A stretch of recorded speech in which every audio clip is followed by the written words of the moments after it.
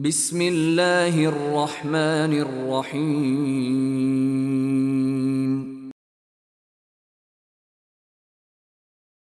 الحمد للہ نحمده ونستعینه ونستغفره ونؤمن به ونتوکل علیہ ونعوذ باللہ من شرور انفسنا ومن سیئات اعمالنا من يهده الله فلا مضل له ومن يضلل فلا هادي له واشهد ان لا اله الا الله وحده لا شريك له واشهد ان سيدنا ونبينا محمدا عبده ورسوله اما بعد فإن خير الحديث كتاب الله وخير الهدي هدي محمد صلى الله عليه وسلم وشر الأمور محدثاتها وكل محدثة بدعة وكل بدعة ضلالة وكل ضلالة في النار. أعوذ بالله من الشيطان الرجيم من همزه ونفثه ونفخه. بسم الله الرحمن الرحيم. يا أيها الناس اتقوا ربكم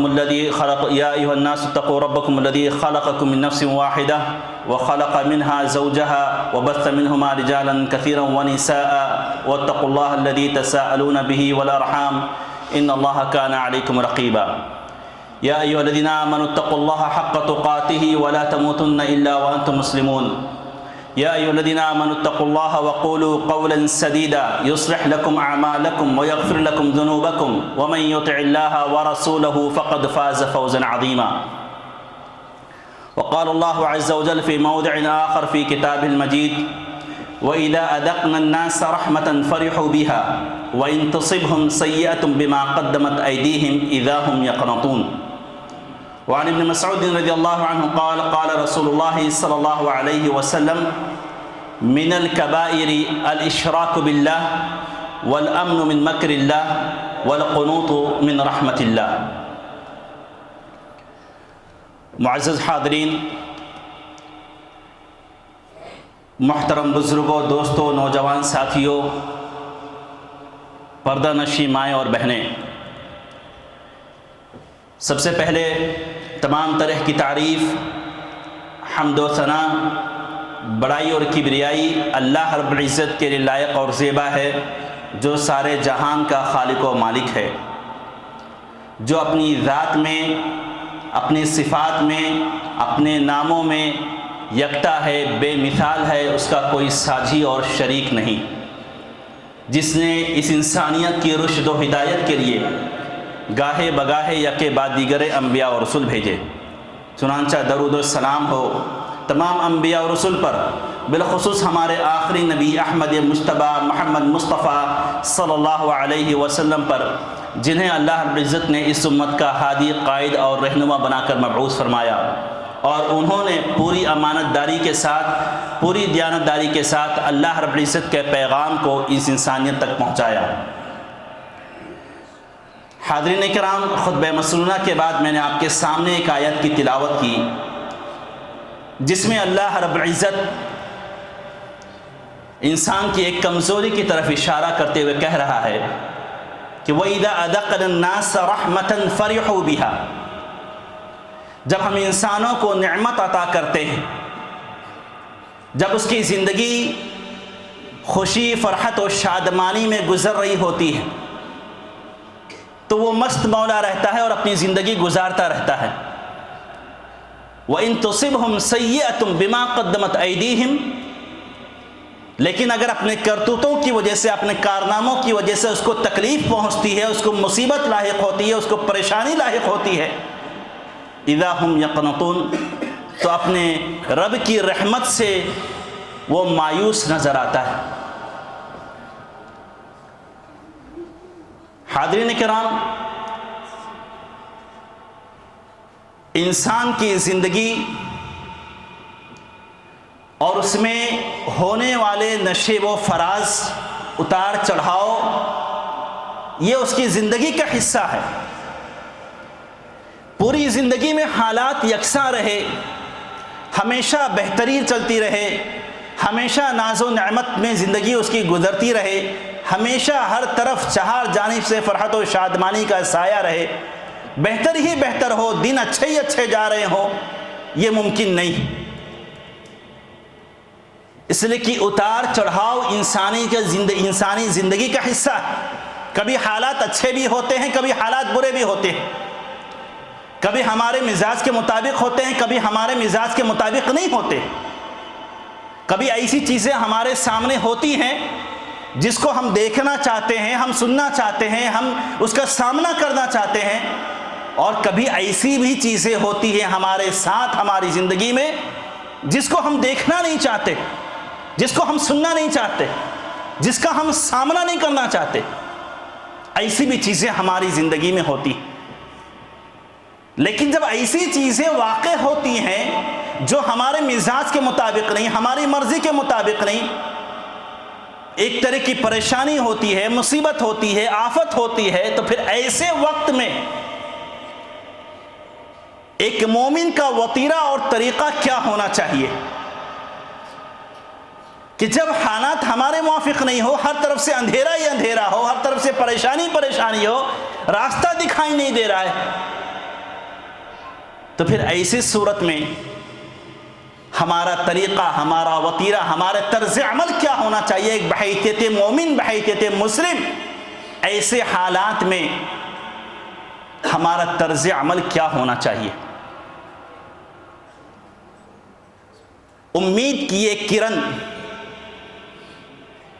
جو ہمارا اسلام، ہمارا مذہب ہمارے اندر پیدا کرتا ہے، امید کی ایک کرن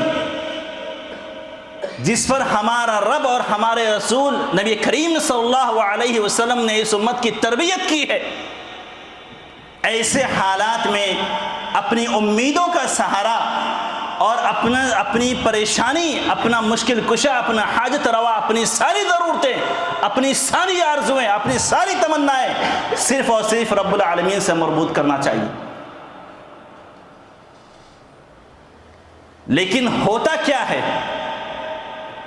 ایک کسان زمین میں بیج بوتا ہے اس امید کے ساتھ کہ کل کے دن یہ جو بیج میں نے زمین میں ڈالی ہے ایک لہلاتی فصل کی شکل میں تیار ہوگی، جس سے میں خود فائدہ اٹھاؤں گا، کھانے کے اعتبار سے، غذا کے اعتبار سے، اور مارکیٹ میں بیچوں گا، اسے کماؤں گا بھی۔ ایک طالب علم امتحان سے پہلے محنت کرتا ہے اس امید کے ساتھ کہ میں اس امتحان میں کامیاب ہوں گا۔ ایک بزنس مین پیسہ لگاتا ہے کہیں کسی جگہ پر اس امید کے ساتھ کہ یہاں سے 2 پیسہ پروفٹ مجھے ملے گا۔ لیکن اگر کسان کی وہ لہلاتی فصل تیار ہو جائے اور کوئی قدرتی آفت آ جائے، سیلاب میں وہ خراب ہو جائے یا اسے آگ لگ جائے اور وہ جل کر ختم ہو جائے، ایک طالب علم جو پورے امتحان محنت کیا لیکن جب رزلٹ آیا تو معلوم یہ ہوا کہ مزاج کے مطابق نہیں، جو سوچا تھا وہ نہیں ملا ہے۔ ایک بزنس مین پیسہ لگایا تھا اس امید کے ساتھ کہ مجھے پروفٹ ہوگا، لیکن وہ پیسہ ڈوب گیا۔ اب یہاں پر ہوتا کیا ہے، عام طور سے ہم انسانوں کا رویہ کیا ہوتا ہے کہ ایسی صورت میں ہم حالات کو کوسنے لگتے ہیں، وسائل کو کوسنے لگتے ہیں، اسباب کو کوسنے لگتے ہیں، تقدیر کو کوسنے لگتے ہیں، اپنے رب کو کوسنے لگتے ہیں کہ جب مصیبت آنی تھی تو میں ہی ملا تھا، میرے رب کے لیے میں ہی ملا تھا، یہ ساری مصیبتیں میرے ساتھ میں ہی خاص ہیں، جس کام میں ہاتھ ڈالتا ہوں میری پریشانی، جس چیز میں ہاتھ ڈالتا ہوں مجھے پریشانی۔ آدمی اپنے آپ کو، اپنی تقدیر کو اور ان اسباب کو جو اسباب اس نے اختیار کیا ہے، اور بسا اوقات اپنے رب کو کوستا ہے، بسا اوقات اس سے آگے بڑھ کر کے زندگی سے ہاتھ دھو کر کے موت کی تمنا کرتا ہے کہ اب مجھے زندہ ہی نہیں ہے، مجھے زندگی نہیں گزارنا۔ جبکہ ہمارا اسلام ہمیں یہ تعلیم دیتا ہے کہ لا يتمنين احدكم الموت لضر اصابه، کہ کسی پریشانی کی بنیاد پر، کسی آفت آ جانے کی بنیاد پر تم ہرگز موت کی تمنا مت کرو۔ اور کتنے لوگ ایسے ہوتے ہیں، اس سے بہتر تھا کہ میں مر جاتا، اس سے بہتر تھا کہ میں دنیا سے اٹھ جاتا۔ اور کچھ لوگ ایسا عملی اقدام کرتے ہیں، پیسہ ڈوب گیا، جا کر کے خودکشی کر لی، امتحان میں فیل ہو گئے۔ آپ واقعات پڑھتے ہوں گے کہ کتنے بچے ایسے 10ویں کا رزلٹ آیا، فیل ہو گئے، یا رزلٹ اچھا نہیں آیا، 12ویں کا رزلٹ اچھا نہیں آیا، جا کر کے خودکشی کر لی۔ تو کتنے لوگ ایسے ہوتے ہیں جو اپنی زندگی سے ہاتھ دھو بیٹھتے ہیں اور اپنی زندگی کو داؤں پہ لگا دیتے ہیں. لیکن یہاں پر وہ امید کی کرن اسلام ہمارے اندر پیدا کرتا ہے کہ ایسے حالات میں جب اندھیرا ہو چاروں طرف سے اور تمہارے مزاج کے مطابق رزلٹ نہیں آ رہا ہے تو بھی تم امید اپنے رب سے جوڑ کر کے رکھو. قدر اللہ وما شاء فعل. جب حالات آپ کے موافق نہیں، رزلٹ آپ کے مطابق نہیں، جو سوچ رہے تھے وہ نہیں ہوا، تو پھر اپنی تقدیر پر بھروسہ کرو اور اپنی تقدیر پر بھروسہ کرتے ہوئے کہو کہ قدر اللہ وما شاء فعل، کہ اللہ نے جو مقدر کیا تھا وہی ہوا، جو چاہتا ہے وہی ہوتا ہے. یہ کہنے میں تو یہ جملہ چھوٹا ہے، حدیث ہمیں تلقین کرتی ہے کہ ایسے حالات ہو جائیں تو یہ جملہ نکالو اپنے منہ سے. تو کہنے کا تو یہ جملہ بہت چھوٹا ہے، قدر اللہ وما شاء فعل، اللہ نے جو مقدر کیا تھا وہی ہوا، اللہ نے جو چاہا وہ ہوا. یہ جملہ بہت چھوٹا ہے لیکن بہت بڑی تسلی کا ذریعہ ہے اور ایک امتحان ہے اس جملے کے پیچھے. تقدیر پر ایمان ثابت کب ہوگا؟ تقدیر پر ایمان ثابت کب ہوتا؟ جب حالات اچھے چل رہے ہیں، خوشیاں ہی خوشیاں، نعمتیں ہی نعمتیں، دولت کی فراوانی، پھر آپ کہہ رہے ہیں میں اپنی تقدیر پر بھروسہ رکھتا ہوں، میری تقدیر اچھی، میری قسمت اچھی. اچھی بات ہے، یہ بھی آپ کی قسمت میں لکھا ہے. لیکن جب آپ کے مزاج کے مطابق نہ ہو اور پھر اس کے بعد آپ تقدیر پر ایمان رکھیں اور یہ کہے کہ ٹھیک ہے جو ہونا تھا ہو چکا، جو اللہ نے چاہا وہ کیا، لیکن میں ابھی بھی اپنی تقدیر پر بھروسہ کرتا ہوں کہ ہاں میرے مقدر میں شاید یہ لکھا تھا تو ہو گیا.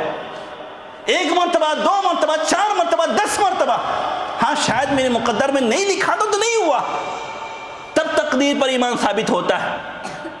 جب آپ کے مزاج کے مطابق نہیں ملتا رزلٹ اور آپ تقدیر پر ایمان رکھتے ہوئے اللہ کے فیصلے پر راضی ہو جائے تب تقدیر پر ایمان ثابت ہوتا ہے. انبیاء کرام کی سیرت اٹھا کر کے دیکھیں کہ کس طریقے سے امید کی کرن ایسے ماحول میں جب ہر طرف سے اندھیرا ہے، راستہ نہیں دکھائی دے رہا ہے، تب اس کے باوجود اپنے رب سے امیدیں کیسے مربوط کیے رہتے تھے. یعقوب علیہ السلام سب سے عزیز بیٹا یوسف علیہ السلام، بھائیوں نے لے جا کر کے کنویں میں ڈال دیا. لمبا واقعہ ہے آپ جانتے ہیں. کنویں میں ڈال دیا، بیٹا چلا گیا، ہاتھ سے دور ہو گیا، نظروں سے اوجھل ہو گیا. اور پھر اس کے بعد یہ امید لگا کے بیٹھے کہ ایک دن میرا بیٹا میرے پاس واپس آئے گا، میرا رب میرے پاس لے کر کے آئے گا. اور پھر اس کے بعد کچھ دن گزرتا ہے، قحط سالی آتی ہے. دوسرا بیٹا وہ بھی جب مصر میں جاتا ہے غلہ لانے کے لیے، غلہ لانے کے لیے، کچھ حالات ایسے ہوتے ہیں کہ وہ بیٹا بھی وہیں رہ جاتا ہے. اب یہ بھی دور ہو گیا. دونوں بیٹے جو عزیز تھے وہ دونوں دور ہو گئے. تو کیا اپنے آپ کو حالات کے حوالے کر دیا؟ اپنی تقدیر کو کوسنے لگے یا اپنے آپ کو کوسنے لگے کہ میں نے ایسا کیوں کیا، میں نے ایسا کیوں کیا، میں نے ایسا کیوں کیا؟ نہیں، اس کے باوجود اپنے رب سے امید لگا کے بیٹھے. عسى الله ان ياتيني بهم جميعا، مجھے امید ہے کہ میرا رب میرے دونوں بیٹوں کو لے کر کے واپس آئے گا. کہاں ہے یعقوب؟ 20-25 سال. ارے بیٹا ختم ہو گیا ہوگا، ہڈیاں سڑ گل کر کے ختم ہو گئی ہوں گی. نہیں، انما اشکو بثی وحزنی الی اللہ. تم سے شکوہ ہے، تم سے شکایت ہے، تم سے مدد مانگ رہا ہوں. نہیں، میرا غم اللہ کے حوالے، میری پریشانی اللہ کے حوالے، میری مصیبت اللہ کے حوالے. وہی مصیبت، وہی سہارا ہے، وہی مشکل کشا ہے، وہی حاجت روا ہے، وہی امید کی کرن ہے. عسى الله ان ياتيني بهم جميعا. میرا رب میرے دونوں بیٹوں کو ایک دن ضرور لے کر کے آئے گا. اور پھر وہ دن آیا. وہ دن آیا کہ جب رب العالمین نے دونوں بیٹوں کو اور اس میں یوسف علیہ السلام کو مصر کا بادشاہ بنا کر کے لوٹایا ان کے باپ کی طرف. یہ امید کی کرن کہ جب رب العالمین پر آدمی بھروسہ کرتا ہے تو پھر رب العالمین بھی ویسے ہی اس کو بدلا. انا عند ظن عبدی، بندہ جیسے گمان کرتا ہے میرے بارے میں ویسے ہی مجھے وہ پاتا ہے، ویسے ہی میں اس کے ساتھ میں کرتا ہوں. موسیٰ علیہ السلام، فرعون اور اس کا لشکر جب ان کو قتل کرنے کے درپے ہوئے تو موسیٰ علیہ السلام رات کے وقت اپنی قوم کو لے کر کے، اپنے لشکر کو لے کر کے نکل جاتے ہیں. فرعون کو معلوم ہوتا ہے، فرعون اپنے لشکر کے ساتھ میں پیچھا کرتا ہے اور جا کر کے دریائے نیل کے پاس ان کو پکڑ لیتا ہے. فلما تراءى الجمعان قالوا انا لمدركون، قال اصحاب موسى انا لمدركون. موسیٰ علیہ السلام کی قوم دیکھتی ہے کہ سامنے دریا، پیچھے لشکر. موسیٰ انا لمدرکون، ہم پا لیے گئے، ہماری کہانی ختم ہو گئی، راستہ کچھ نہیں دکھ رہا ہمیں، اب ہم مار دیے جائیں گے۔ آگے سمندر، پیچھے لشکر۔ موسیٰ کہہ رہے ہیں کلا ان معی ربی سیہدین، ہرگز نہیں، میرا رب میرے ساتھ ہے، سیہدین، مجھے کوئی نہ کوئی راستہ دکھائے گا۔ کہاں ہو موسیٰ؟ کون سے خواب و خیال میں ہو؟ یہ سامنے ٹھاٹھے مارتا ہوا سمندر ہے اور یہ پیچھے فرعون کا یہ جلاد لشکر موجود ہے اور بھاگنے کا کوئی راستہ نہیں، اس کے باوجود تم کہہ رہے ہو ان معی ربی سیہدین، میرا رب مجھے راستہ دکھلائے گا؟ جب ہر طرف سے اندھیرا چھایا ہوا۔ ہاں، یہ بھروسہ تھا موسیٰ کا اپنے رب پر، یہ امید کی کرن تھی موسیٰ کی اپنے رب سے، اور پھر رب العالمین نے جیسے موسیٰ نے گمان کیا تو پھر رب العالمین نے پھر راستہ بھی بنایا۔ وہ مسبب الاسباب ہے، اسے کسی وسیلے کی ضرورت نہیں پڑتی، جب اسے راستہ بنانا ہوتا ہے تو کن فیکون، کہاں اور ہو گیا وہ۔ سمندر کو حکم دیا اور کہا موسیٰ پھر اپنے لشکر اپنے عصا کو لے کر کے سمندر میں مارو۔ موسیٰ نے سمندر میں مارا، راستے بن گئے، موسیٰ کی پوری قوم نکل گئی، اور پھر فرعون جب پیچھے سے آئی سمندر میں جیسے ہی اتری، رب العالمین نے حکم دیا، سمندر مل گیا اور موسیٰ اور فرعون کی قوم ختم ہو گئی۔ نجات بھی دلایا تو ہمیشہ کے لیے دلا دیا۔ یہ رب سے امید، یہ اس بات، یہ دلیل اس بات کی کہ انسان جب رب سے امید، زکریا علیہ السلام کہہ رہے ہیں ربی انی وہن العظم، بوڑھاپا آ گیا، بال سفید ہو گئے، ہڈیاں کمزور ہو گئی، بچہ پیدا نہیں ہوا ابھی تک۔ انی وہن العظم منی واشتعل الرأس شیبا، میری ہڈیاں کمزور ہو گئی، میرے بال سفید ہو گئے۔ ولم اکن بدعائک رب شقیا، یعنی ظاہری چیز جو تھی وہ سب ختم ہے، کوئی طریقہ نہیں بچا اولاد کے ہونے کا۔ لیکن زکریا کہہ رہے ہیں لم اکن بدعائک رب شقیا، لیکن اے میرے رب ایک پل بھی میں نے تجھ سے امید کا سہارا نہیں چھوڑا، میں نے ایک پل بھی میں نے تجھ سے اپنی امید نہیں چھوڑی۔ اور پھر رب العالمین نے یحییٰ علیہ السلام کی شکل میں ایک بہترین نبی اور بیٹا عطا کیا۔ دنیا کے وسائل مسدود تھے، ختم تھے، رب العالمین نے کیسی تربیت کی ہماری۔ ایک آخری بات کر کے اپنی گفتگو ختم کروں، سیہزم الجمع ویولون الدبر، اس امت محمدیہ کی سیہزم الجمع ویولون الدبر، ان قریب یہ لشکر شکست کھا کر کے بھاگے گا پیٹ پھیر کر، اور تم فاتح بن جاؤ گے۔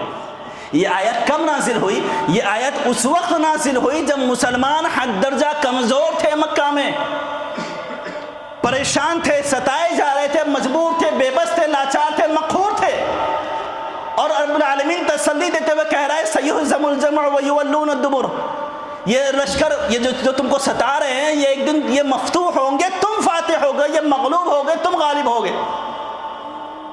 کوئی راستہ دکھائی نہیں دے رہا۔ علماء نے لکھا ہے، جو عربی جانتے ہیں وہ سمجھتے ہوں گے، سیہزم الجمع میں جو سین آتا ہے وہ اس لیے آتا ہے کہ جو چیز آج یا کل یا پرسوں ہونے والی، سیہزم الجمع، یہ لشکر جو تم کو ستا رہا ہے یہ لشکر مفتوح ہوگا، مغلوب ہوگا، تم غالب ہوگے۔ کب ہوگا؟ سیہزم الجمع، 2-3 دن کی بات۔